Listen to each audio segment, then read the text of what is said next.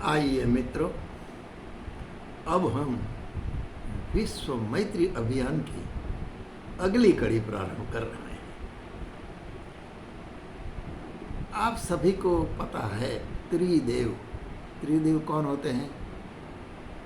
कि एक तो सारी सृष्टि का सर्जन करने वाले ब्रह्मा जी। अच्छा, दूसरा देव कौन है? कि ब्रह्मा जी ने जो सर्जन किया उसका पालन पोषण करने वाले देव को कहते विष्णु। और इस सारी सृष्टि में उत्पन्न के जीवों में अगर कहीं खराबी आ गई, कहीं विकृति छा गई, तो उनका सुधार करके उनको अपने पास बुला लेने की जिसको शक्ति है, विनाश की शक्ति, सुधार की शक्ति, कल्याण की शक्ति, उस देव का नाम है शिव, भगवान शंकर। ब्रह्मा, विष्णु, महेश, ये तीन देवता हैं जो हम जानते हैं। त्रि का बहुत महत्व है। त्रिपदा गायत्री 3 पद वाली है। और मनुष्य को जिंदा रहने के लिए हवा, पानी और खुराक, ये भी 3 चीज़ें चाहिए। इसके अलावा वो जी नहीं सकता। ये 3 चीज़ों का महत्व है। हम महत्व की बात नहीं करने जा रहे हैं। हम तो मात्र ये त्रिदेव की बात बता रहे हैं कि त्रिदेव ने सारी सृष्टि का सर्जन, उसका संभालना, भरण पोषण और उसमें विकृति को दूर करना कल्याण के लिए, ये तीनों देव को एक काम सौंपा गया है। और वो अपने अपने काम में बिल्कुल अनुशासन से, निष्ठा रहित, निष्ठा से काम करना। अच्छा, अब देखिए आगे कि इनकी 3 शक्तियाँ जानते हो ना? ब्रह्मा जी की शक्ति का नाम है सर्जन शक्ति। तो सारी सृष्टि में जितने भी जीव उत्पन्न किए हैं, ये सभी में सर्जन की शक्ति आई है अंश रूप में। ये क्यों आई है?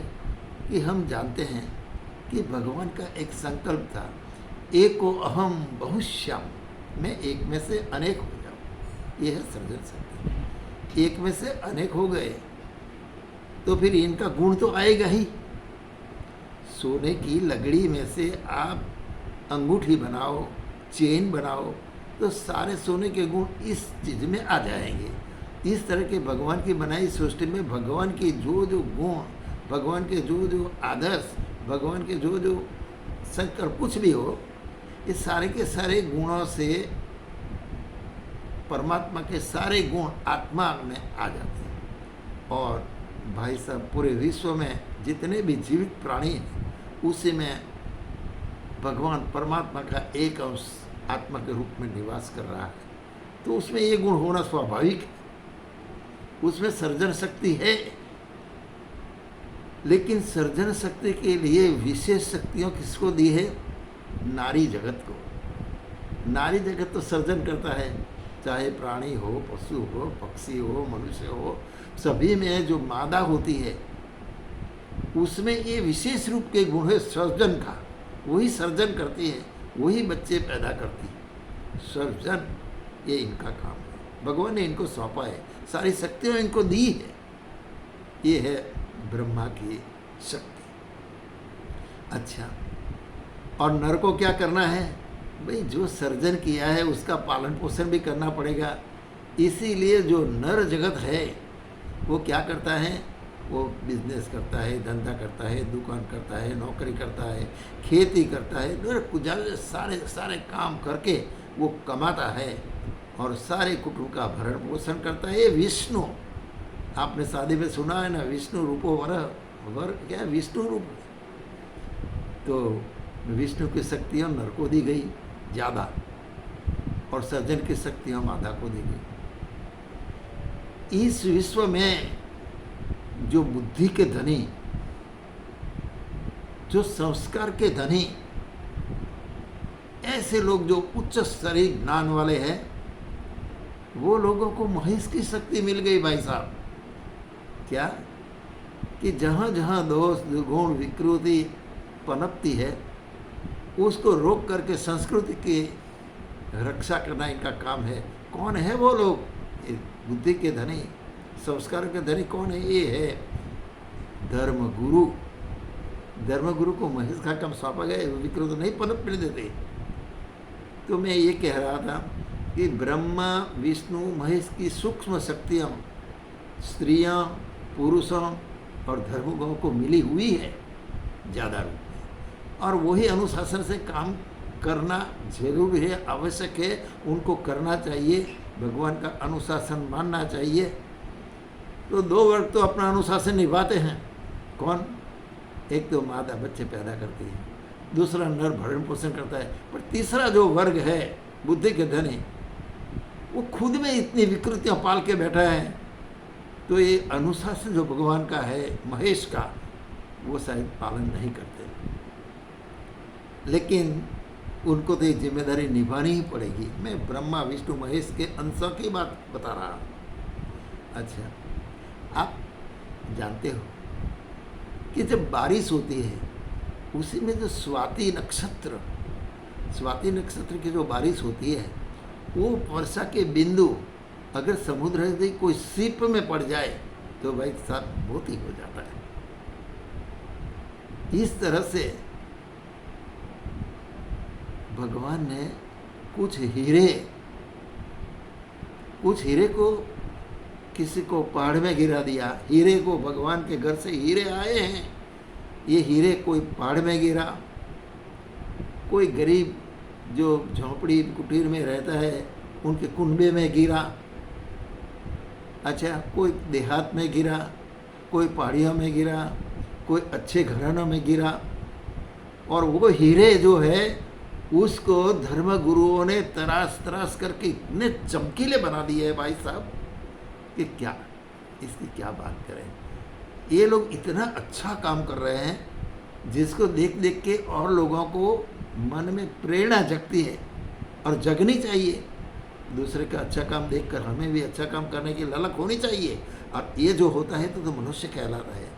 लेकिन किसी की अच्छाई को देखता नहीं, किसी की अच्छाई को अपने जीवन में लाए, उसको क्या कहे? मूर्ख है, खर है, गधा है, कुछ समझता नहीं। आइए, तो भगवान की ये जो हीरे की जो वर्षा हुई, इसमें एक हीरा गुजरात के नवसारी जिले के एंधल गांव में गिरा। याद रखिए, एक हीरा जो है कहाँ गिरा?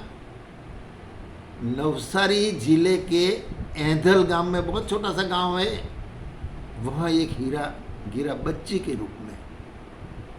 बच्ची बड़ी हुई, उनको ऐसा युग दृष्टा मिला, इसने इस हीरे को ऐसा तरासा भाई साहब पूरा जीवन समर्पित कर दिया लोक कल्याण के लिए, लोगों को जागरूक करने के लिए, लोगों को अच्छे संस्कार देने के लिए अपना 24 घंटा इसी काम में व्यस्त रहकर कर दिया।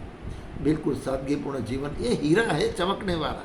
किसने तरासा था? अरे युग दृष्टा ने तरासा था इसको। जानते हो इस हीरे का नाम? ये हीरे का नाम है डॉक्टर कुसुमबेन, जो अभी शिकागो में रहती है। हीरा जैसा काम करती है।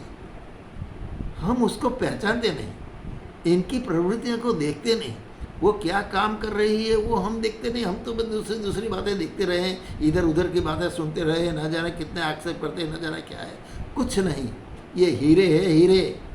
ऐसे तो गुरुदेव ने भी कहा था, मैं 1000 हीरों का हार पहनना चाहता हूँ। भाई साहब, हीरे तो नहीं निकले, कांच निकले, हीरे के बदले कांच निकले, चमक रहे हैं बहुत ज़्यादा, लेकिन उसकी कोई कीमत नहीं। तो मैं उस एंधल वाले हीरे की बात करता जो अभी शिकागो निवासी कुसुमबेन, जो नारियों को जागरूक करने के लिए नारी तू नारायणी लेख लिख रही है। विश्व मैत्री अभियान, जो अभी हम आप वीडियो से बात कर रहे हैं, वो चला रही है। तो ऐसा बहुत अच्छा काम किया है। हजारों लाखों रुपए का साहित्य बांट कर लोगों को अच्छाइयों सिखाने के लिए, संस्कार देने के लिए उसने अपना धन का उपयोग किया। मैं इस हीरे की, एक हीरे की बात नहीं, मैं जिसको जानता हूँ इसकी मैं बात करता हूँ, और मैंने इसका अनुभव किया है, इसीलिए मैं इनकी तारीफ कर रहा हूँ। अच्छा, एक दूसरा हीरा भगवान ने गिराया, कहीं कहीं नहीं गिराया, छत्तीसगढ़ में, छत्तीसगढ़ पहाड़ी प्रदेश, हाँ। और जहाँ आप देखो कि गरीब लोग हैं, कोई रास्ता का ठिकाना नहीं, झोपड़ियों में रहते हैं, अनपढ़ लोग हैं, वहाँ एक हीरा गिरा। और वो हीरे को भी एक संत ने उसको तराशा, उसको ठीक किया, चमकीला बनाया। और चमकीला हीरा इतना अच्छा काम किया, अपनी जो शक्तियाँ थी उस शक्तियों ने उसने अपने ये आदिवासी विस्तार में बिखेर दी। भाई साहब, इसने काली मिर्च के बगीचे लगा दिए। वहाँ के आर्थिक परिस्थिति में मजबूर जीते थे जो आदिवासी लोग, उसको सक्षम बनाया आर्थिक स्थिति में, और नंदनवन सा पहाड़ों में बना दिया हरियाली, और सम्मान पात्र हुआ। जानते हो, इसका नाम है हरि सिंह सिद्धार्थ जी। कैसा तरासा हीरे को, ये हीरे को परखने वाला युग दृष्टा था, ऐसा तरासा आज नामना है। और ये काम कर रहा है डट के, बिल्कुल निडर होके, छाती सीना तान के वो काम कर रहा है अपने विस्तार में। उम्र जानते हो 80 से ऊपर हो गई उनकी, डरता नहीं, निडर है। तो ये हीरे की मैं बात करता हूँ, हरि सिंह सिद्धार्थ जी के जारपरा बाग बहार गांव में, वो छोटे से देहात में वो आदमी है, वहाँ रहता है और ये काम करता है लोक कल्याण के लिए, लोगों के लिए वो जीता है। ऐसा ये दूसरा हीरा मैंने आपको बताया, जो इस डिवाइन ग्रुप जो है उसी में हीरे काम कर रहे हैं। अच्छा, अब मैं तीसरे हीरे की बात करता हूँ। वो हीरा कहाँ गिरा जानते हो? नागदा में गिरा। नागदा जो है मध्य प्रदेश का नागदा, वहाँ गिरा। और वो हीरे को भी तराशा वही गुरु ने, और ऐसा तराशा ऐसा, बस गाय के पीछे घेला बन गया वो, कृष्ण की तरह। 3 तो गौशालाएँ चलाता है, तीनों गौशालाओं में वृक्षारोपण के माध्यम से वहाँ उनके बगीचे बना दिए हैं उसने अनार। तो ये आंवले वहाँ से होते हैं। भाई साहब, लोग जिस गाय को पालना नहीं चाहते वही गाय गौशाला में भेज देते हैं, और उसका सारा देखभाल वही करता है। ये हीरा है, इसका नाम है सुरेश शर्मा जी, नागदा में है। बहुत अच्छा काम करते, विद्वान है, ऐसा कोई सामान्य नहीं है। और पूरा इसका जो फैमिली है पूरा समर्पित लोगों के लिए काम कर रहा है, गायों के लिए काम कर रहा है, गौशाला चला रहा है। गजब की बात है भाई साहब, दूसरा आदमी वो नहीं कर सकता। अच्छा, अब हम एक चौथे हीरे की बात करते हैं, विद्वान की। वो हीरा कहाँ गिरा जानते हो? वो हीरा गिरा बरेली में, बरेली के बाजार में वो हीरा गिरा। इसका नाम है फूलचंद शर्मा जी। अरे फूलचंद शर्मा जी जो काव्य लिखते हैं भाई साहब, एक जितने भी त्यौहार, जितने भी पर्व, जो कुछ आता है उसी पर वो काव्य लिखता है, अपने आँखों से अश्रु निकल जाते हैं। इतना बढ़िया गीतों का लिखा है। अरे वेदों को गद्य में अनुवाद कर दिया उन्हें, वेद का, और भूरी भूरी प्रशंसा सब लेखकों ने, साक्षरों ने इनकी की। सारा का सारा साहित्य पद में लिखता जाता है वो। इतनी अच्छी किताबें छापकर लोगों में जो जागृति का काम किया है फूलचंद शर्मा जी। साक्षर है, बड़ा कर्मकांडी है, वेदों का ज्ञाता है, और परम पूज्य गुरुदेव श्री राम शर्माचार्य जी का सारा साहित्य उसने पढ़ा है, और ऐसा समर्पित जीवन वो जीता है। इनके बच्चे भी वैसे हैं। तो मैं ऐसे तो मैं एक नहीं, आप डिवाइन रूप में देखें, मैं सबको तो नहीं जानता हूँ, लेकिन ऐसा वो तरह से हुए हीरे हैं, तो हीरे की तरह चमकते हैं और काम करते हैं। इसीलिए इसका नाम रखा है डिवाइन ग्रुप, डिवाइन। तो ये हीरे कभी कहने के लिए नहीं निकलते कि मैं हीरो हूँ, अरे लोग जानते हैं इस हीरो को। तो भाई साहब, ये जो भगवान ने गिराए हीरे हैं, ऐसी अगर यादी की जाए इसकी तो इसमें तो यादी बहुत लंबी हो जाएगी। ये कोई वीडियो पर मैं बता नहीं सकता आपको, हाँ। लेकिन पुराने जो हीरो है इसको तो आप जानते हैं, जैसे सरदार पटेल, जो पूरे छिन्न भिन्न भारत था उसको एक करके अखंड भारत बनाया, सरदार पटेल। और रविशंकर महाराज ने डाकुओं को संस्कारी बना दिया, रविशंकर महाराज। और लाल बहादुर शास्त्री तो आप जानते हो कितने सिंपल जीवन थे, सादा जीवन, उच्च विचार। विवेकानंद जिसने विश्व भर में भारतीय संस्कृति का डंका बजा दिया, और दयानंद जी जिसने वेदों का उद्धार किया। भाई साहब ऐसे ऐसे हीरे जहाँ भी बरसते हैं भगवान की ओर से, ये हीरे वहाँ ऐसे चमकते हैं कि सारे संसार को बदल कर रख देते हैं। आइए हम उस हीरों की तरह, हम भी हीरे हैं लेकिन कम चमकते हैं, कम तरसा गया होगा, लेकिन हीरे से कम नहीं, कोई कांच का टुकड़ा नहीं है। कांच के टुकड़े चमकने वाले तो आप तो देखते हो बहुत सारे हैं, लेकिन हम उसमें से नहीं है। आइए विश्व मैत्री अभियान हमने इस हीरो के लिए चलाया है। वो हीरे अब दूसरे हीरा से मिलना चाहते हैं।